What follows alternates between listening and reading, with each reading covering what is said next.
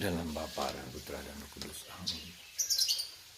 Allah yang penuh kasih, terima kasih Engkau memberikan kami anugerah demi anugerah, supaya kami sadar, supaya kami bersedia diselamatkan dan ditebus. Hari ini hari raya kerahiman ilahi.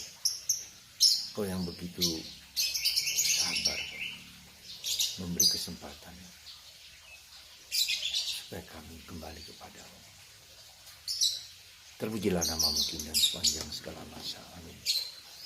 Pada Paskah kedua, kita diajak oleh gereja untuk merenungkan tentang kerahiman Allah, tentang kebaikan dan kemurahan hati Allah, tentang care-nya, pedulinya dengan kita. Dia mencintai kita pasti, karena itulah yang menjadi hakikat kedirian dia. Karena itulah yang menjadi esensi dari Allah yang penuh kasih.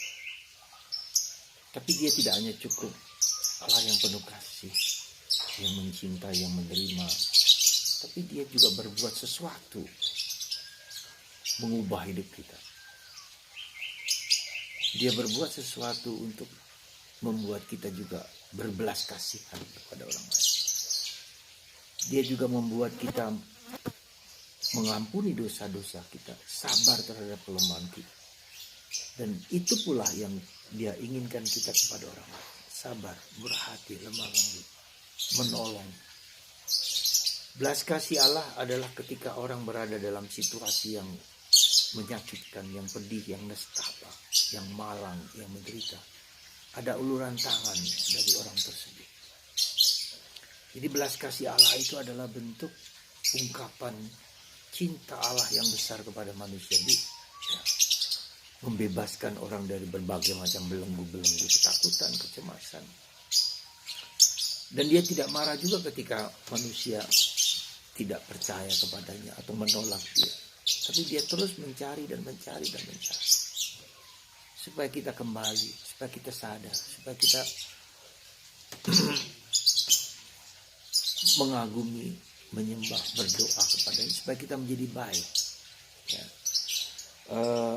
Apa bentuk belas kasih Allah? Kita lihat nampak dalam kisah anak yang hilang.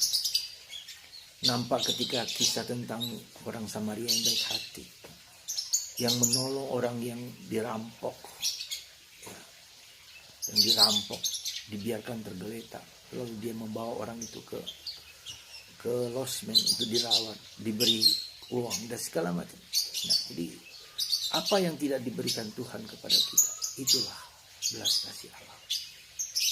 Tak terhingga, tak terkira, tak terbilang banyaknya.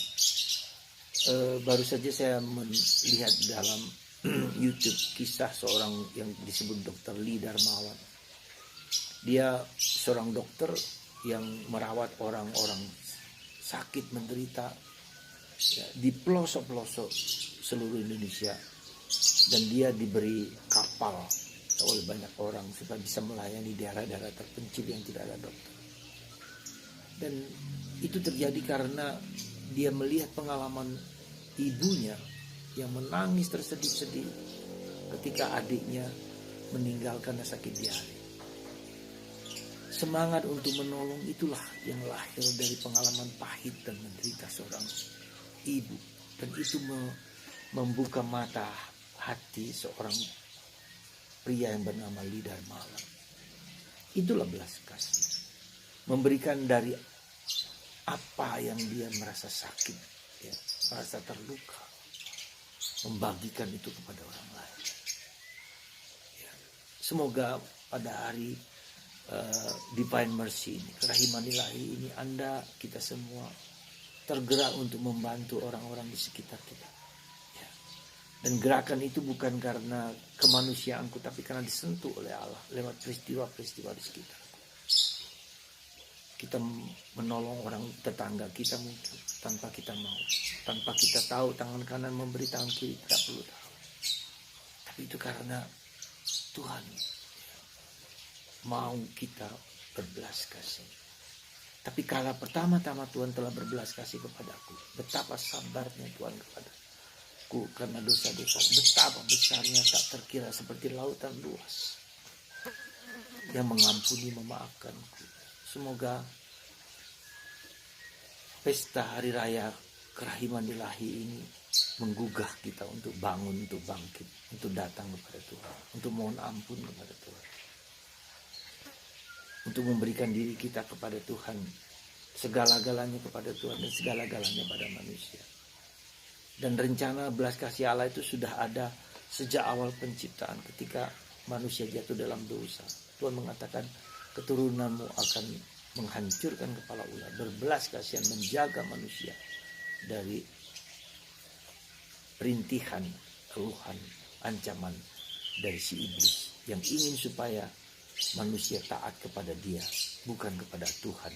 Semoga kasih Allah yang melimpah tidak hanya kita pikirkan di dunia ini, tapi kemudian pikirkan dalam keabadian, dalam kekekalan yang tak dapat mati, yang tak dapat sirna, yang tak dapat cacat. Karena itu yang Tuhan kehendaki pada akhirnya.